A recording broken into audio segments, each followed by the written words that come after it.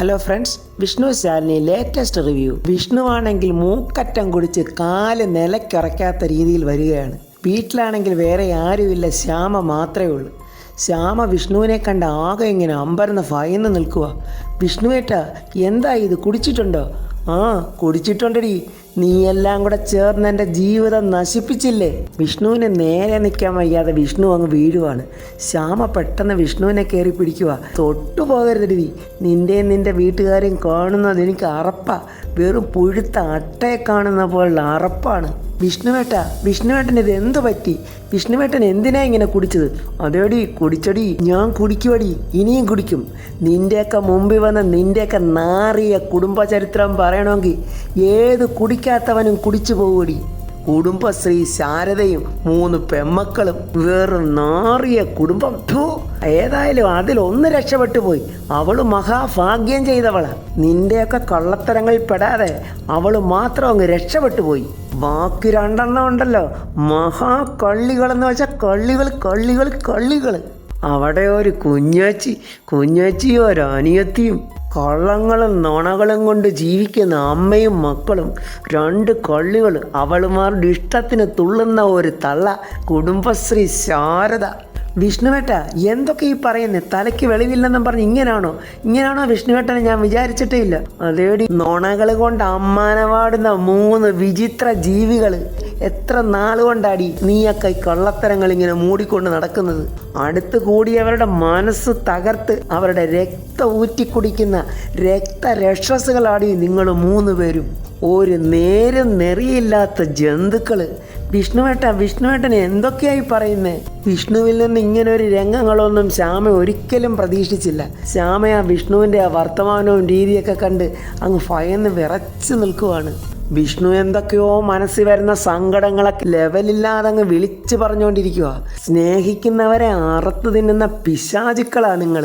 വിഷ്ണുവേട്ട, എന്തൊക്കെയായി പറയുന്നത്? വിഷ്ണുവേട്ടൻ വല്ല വെളിവോടാണോ ഇങ്ങനെയൊക്കെ പറയുന്നത്? എന്താടി, പൊള്ളുന്നുണ്ടോ നിനക്ക്? പൊള്ളുന്നോ? നിന്നെയൊക്കെ പറയുന്നതിനേക്കാളും നല്ലതേ നിന്നെയൊക്കെ ജനിപ്പിച്ച നിന്റെ തന്തയുണ്ടല്ലോ, അയാളെ പറയുന്നതാ. ഗോപാലകൃഷ്ണൻ. കുടുംബവും നോക്കാതെ, മക്കളെ നിലയ്ക്ക് നിർത്താതെ, മാവേലി വരുന്ന പോലെ വല്ലപ്പോഴും വന്നു പോകുന്നതല്ലേടി നിന്റെ അച്ഛൻ. ആദ്യം നിന്റെ അച്ഛനെ അടിക്കേണ്ടത്. തെരണ്ടി വാലുകൊണ്ടാടി നിന്റെ അച്ഛനെ അടിക്കേണ്ടത്. സമൂഹത്തിൽ വലിയ സ്ഥാനവും മാനവുമായിട്ട് നടക്കുന്ന നിങ്ങളുടെ അച്ഛന് ഒരല്പം വിവരം നിങ്ങൾക്ക് പെൺമക്കൾക്ക് ഓതിക്കൊടുത്തിരുന്നെങ്കിൽ എനിക്ക് ഈ അവസ്ഥ വരുമായിരുന്നോടി. എൻ്റെ ജീവിതം ഇങ്ങനെ കുട്ടിച്ചോറാകുമായിരുന്നോ? ശാലിനി, നിന്റെ കുഞ്ചേച്ചി, എടി, അവള് തകർത്തതേ എൻ്റെ ജീവിതമാ, എൻ്റെ സ്വപ്നങ്ങളാ. ആരാടി നിന്റെ കുഞ്ഞേച്ചിക്ക് അവൻ? ഭർത്താവാണോ അവിടെ കാമുകനാണോ? ഞാനാകെ വെള്ളമടിച്ച് നിൽക്കുക, അല്ലെങ്കിൽ ഞാൻ വേറെ വല്ല വാക്കുകളൊക്കെ എൻ്റെ വായി വന്നു പോകും. ശ്യാമയാകെ ഭയന്ന് വിറയ്ക്കുവാണ്. വീട്ടിലാണെങ്കിൽ വേറെ ആരും ഒട്ടില്ലതാനും. വിഷ്ണു ആണെങ്കിൽ യാതൊരു തലയ്ക്ക് വെളിവില്ലാതെ മനസ്സിലെ സങ്കടവും ദേഷ്യവും എല്ലാം ഇങ്ങനെ വിളിച്ച് കൂവാണ്. എടി, ഒരിക്കലെങ്കിലും നീയും നിൻ്റെ അമ്മയും നിൻ്റെ കുഞ്ഞേച്ചിയും എന്തെങ്കിലും സത്യം പറഞ്ഞിട്ടുണ്ടോ?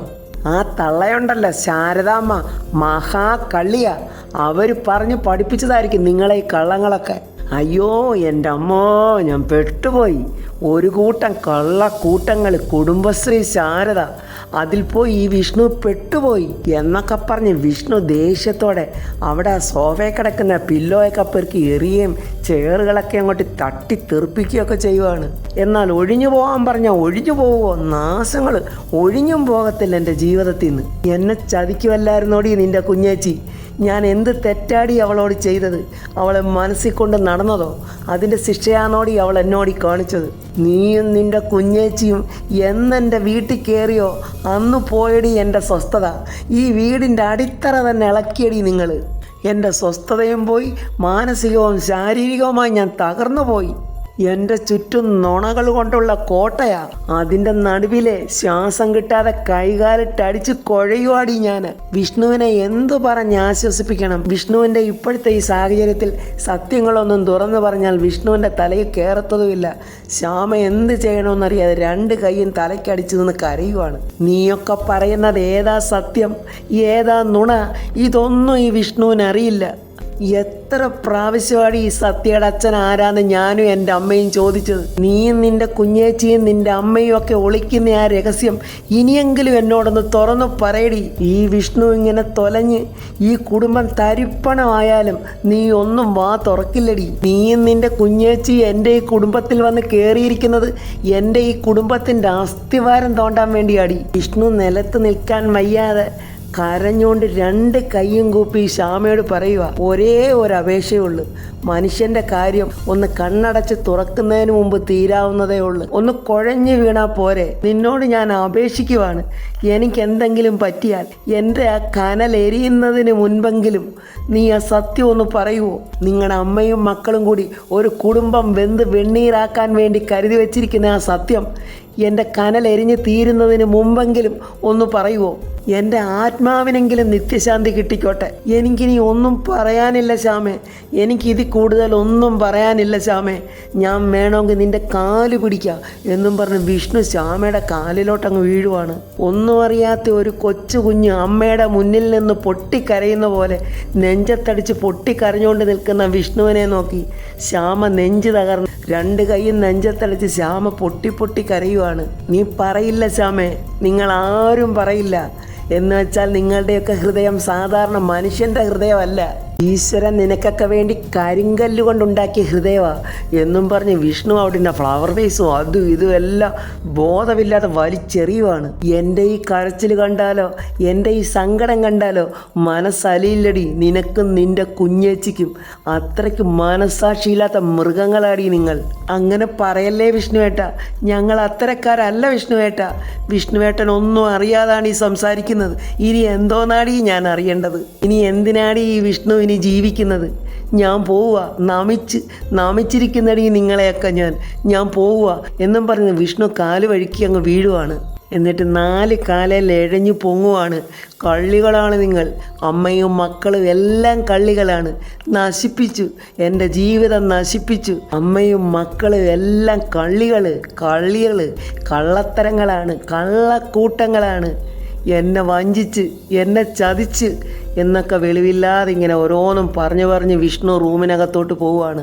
വിഷ്ണു അങ്ങനെ മുറിയിലോട്ട് പോയ കട്ടിലോട്ട് പൊത്തോന്നങ്ങ് വീഴുവാണ്. എന്നെ കൊല്ലു ഇവളുമാര്, ചതിച്ച് കൊല്ലും, എന്നെ അങ്ങ് കൊന്നേരെ എന്നൊക്കെ പറഞ്ഞ് വിഷ്ണു ആ കട്ടിലേ കിടന്ന് കരഞ്ഞ് പദം പെറുക്കുവാണ്. ഈ സമയത്ത് ഇതൊന്നും അറിയാതെ ശാലിനി ഇരുന്ന് ഫയൽ നോക്കിക്കൊണ്ടിരിക്കുവാണ്. ശാരദാമ്മ വന്നിട്ട് ശാലിനിയെ ഭക്ഷണം കഴിക്കാൻ വിളിക്കുവാണ്. വേണ്ടമ്മേ, ഞാൻ പിന്നെ കഴിച്ചോളാം, എനിക്ക് കുറച്ചധികം ഫയൽ നോക്കാനുണ്ട്. ഓ, വന്ന് കഴിച്ചിട്ട് മോളെ, കഴിച്ചിട്ടിരുന്ന് നോക്ക്. പറ്റില്ലമ്മേ, നമ്മളെപ്പോലുള്ള സാധാരണക്കാരുടെ ജീവിതമാണമ്മേ ഇതൊക്കെ നോക്കി അവർക്ക് വേണ്ടതെല്ലാം പെട്ടെന്ന് ചെയ്തു കൊടുക്കേണ്ടതാമ്മേ. അമ്മ സത്യമോളെ വിളിച്ച് ഭക്ഷണം കൊടുക്ക്, ഞാൻ പിന്നെ വന്ന് കഴിച്ചോളാം. എന്നാൽ ശരിയെന്നും പറഞ്ഞ് ശാരദാമ്മ ചെന്ന് സത്യ വിളിക്കുവാണ്. സത്യയാണെങ്കിൽ ഇരുന്ന് എന്തൊക്കെയോ കുത്തിക്കുറിച്ച് എഴുതുവാണ്. ഓ, അമ്മയാണെങ്കിൽ അവിടെ ഫയൽ നോക്കുന്നു, മോളാണെങ്കിൽ ഇതാ ഇവിടെ എഴുത്ത്. ഇനി ഇതിനെ എന്തു പറഞ്ഞാണോ ആഹാരം കൊടുക്കേണ്ടത് എന്നും പറഞ്ഞ് സത്യമോളെ വിളിക്കുന്നു. സത്യമോളെ വാ, ചോറെടുത്ത് വെച്ച് ശാരദാമ്മ ചോറ് തരാം. എനിക്ക് വേണ്ട ചോറ്. അയ്യോ, അങ്ങനെ പറയല്ലേ സത്യമോളെ, സമയം ഒരുപാടായി, വന്ന് ചോറുണ്ണ്. എനിക്ക് വേണ്ടാന്നല്ലേ പറഞ്ഞത്, ഞാൻ ചോറുണ്ണത്തില്ല. അതെന്താ മോളെ ഇപ്പോൾ ഇങ്ങനെ? എനിക്ക് വേണ്ട, എൻ്റെ അച്ഛൻ വരാതെ ഞാനിനി ചോറുണ്ണത്തില്ല. സത്യമോളെ വേണ്ട, പിടിവാശി കളഞ്ഞിട്ട് വന്ന് ചോറുണ്ടേ. പറ്റില്ലെന്ന് പറഞ്ഞില്ലേ, എനിക്ക് ശാരദാമ്മ ഇഷ്ടമല്ല, പൊയ്ക്കോ ഇവിടുന്ന് എന്നും പറഞ്ഞ് അവിടെ ഇരുന്ന പെൻസിൽ ബോക്സ് എടുത്തൊരു ഒറ്റയേറ്. ഇത് ശാലിനി അപ്പുറത്ത് കേൾക്കുന്നുണ്ടായിരുന്നു. ശാലിനിക്കാണെങ്കിൽ ആകെ ദേഷ്യം വന്നിട്ട് വയ്യ. ഈ കൊച്ചിങ്ങനെ പിടിവാശി തുടങ്ങിയാൽ എന്ത് ചെയ്യും? ശാലിനി അവിടെ നിന്ന് ദേഷ്യത്തോടെ ഇങ്ങോട്ട് വരികയാണ്. എടി, എന്താ നിനക്ക്? ചോറുണ്ണാൻ വിളിച്ചപ്പോൾ നീ എന്തുകൊണ്ട് ചോറുണ്ണാൻ ചെല്ലുന്നില്ല? നീ ആരോടാ ദേഷ്യം കാണിക്കുന്നത്? അതെനിക്ക് ചോറ് വേണ്ടാന്ന് പറഞ്ഞില്ലേ? എനിക്കിഷ്ടമല്ല അമ്മയെ ഇഷ്ടമല്ല, ശാരദാമ്മ ഇഷ്ടമല്ല. എനിക്ക് എൻ്റെ അച്ഛനെ മാത്രമേ ഇഷ്ടമുള്ളൂ. എനിക്ക് എൻ്റെ അച്ഛൻ മാത്രം മതി. എൻ്റെ അച്ഛൻ വന്ന് ചോറ് വാരി തരാതെ ഞാൻ ചോറ് ഉണ്ണത്തില്ല.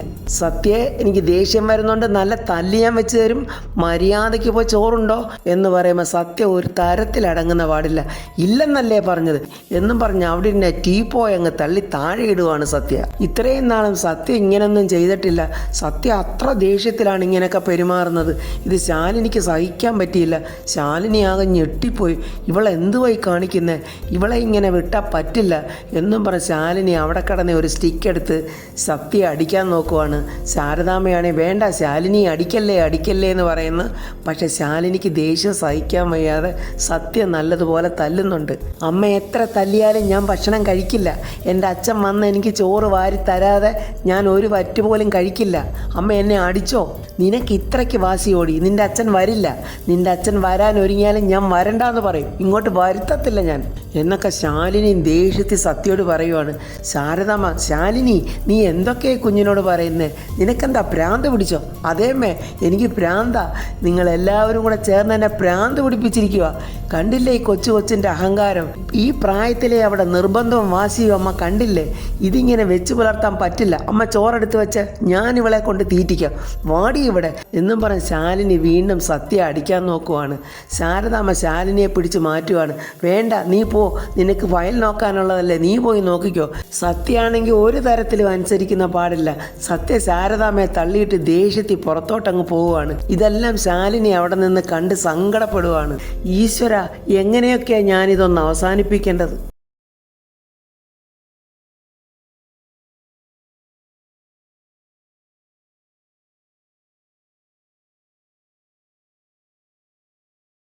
ശ്യാമയാണെങ്കിൽ വിഷ്ണുവിൽ നിന്നും ഇങ്ങനെ ഒരു സംഭവം ഉണ്ടാകുമെന്ന് ഒട്ടും പ്രതീക്ഷിച്ചില്ല. വിഷ്ണുവേട്ടൻ ഇങ്ങനെ കുടിച്ചിട്ട് വന്ന് എന്തൊക്കെയാ വിളിച്ചു പറഞ്ഞത്, ഞാൻ എങ്ങനെയാ വിഷ്ണുവേട്ടനെ സത്യം വെളിപ്പെടുത്തുന്നത് എന്നൊക്കെ ഓർത്ത് ശ്യാമ അവിടെ ഇരുന്ന് കരഞ്ഞുകൊണ്ടിരിക്കുമായിരുന്നു.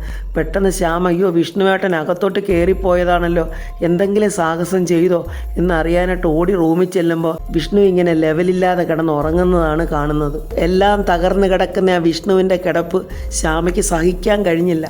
ശ്യാമ പറയുവാണ്, ഞാൻ കാരണം എത്ര പേരുടെ ജീവിതമാണ് തകരുന്നത്. വിഷ്ണുവേട്ടൻ പറഞ്ഞത് സത്യമാണ്. ഞാനും എൻ്റെ കുഞ്ഞേച്ചിയും ഈ കുടുംബക്കാരോട് ചെയ്തതെല്ലാം ദ്രോഹം തന്നെയാണ്. എനിക്ക് വേണ്ടി മാത്രമാണ് എൻ്റെ കുഞ്ഞേച്ചി ഈ സത്യങ്ങളൊക്കെ ഒളിപ്പിക്കുന്നത്. വിഷ്ണുവേട്ടൻ പറഞ്ഞതിൽ കാര്യമുണ്ട്. ഞാനും എൻ്റെ കുഞ്ഞേച്ചിയൊക്കെ വിഷ്ണുവേട്ടനോടും ഈ കുടുംബത്തോടും കാണിച്ചത് ദ്രോഹം തന്നെയാണ്, പൊറുക്കാനാകാത്ത ദ്രോഹം തന്നെയാണ്. ഞങ്ങളുടെ നിലനിൽപ്പിന് അവരെ ബലിയാടാക്കുമായിരുന്നു. ഇനിയും ഈ സത്യങ്ങൾ ഇങ്ങനെ മൂടി വെച്ചിട്ട് കാര്യമില്ല. എല്ലാവരും അറിയണം, അറിയേണ്ടവരൊക്കെ അറിയണം.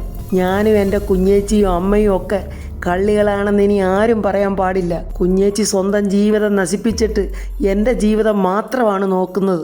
കുഞ്ഞേച്ചിയെക്കുറിച്ചോ കുഞ്ഞേച്ചിയോടൊപ്പം ജീവിതം ഇല്ലാതാക്കുന്ന വിഷ്ണുവേട്ടനെക്കുറിച്ചോ കുഞ്ഞേച്ചി ഒന്നും ചിന്തിക്കുന്ന പോലുമില്ല. ഇനിയും ഇത് മുന്നോട്ടിങ്ങനെ കൊണ്ടുപോകാൻ എനിക്കാകില്ല. ഈ ശാപവാക്കുകളെല്ലാം വാങ്ങി ഈ ശ്യാമയ്ക്കിനി മുന്നോട്ട് ജീവിക്കാനാവില്ല. അറിയണം, എല്ലാ സത്യങ്ങളും എല്ലാവരും അറിയട്ടെ.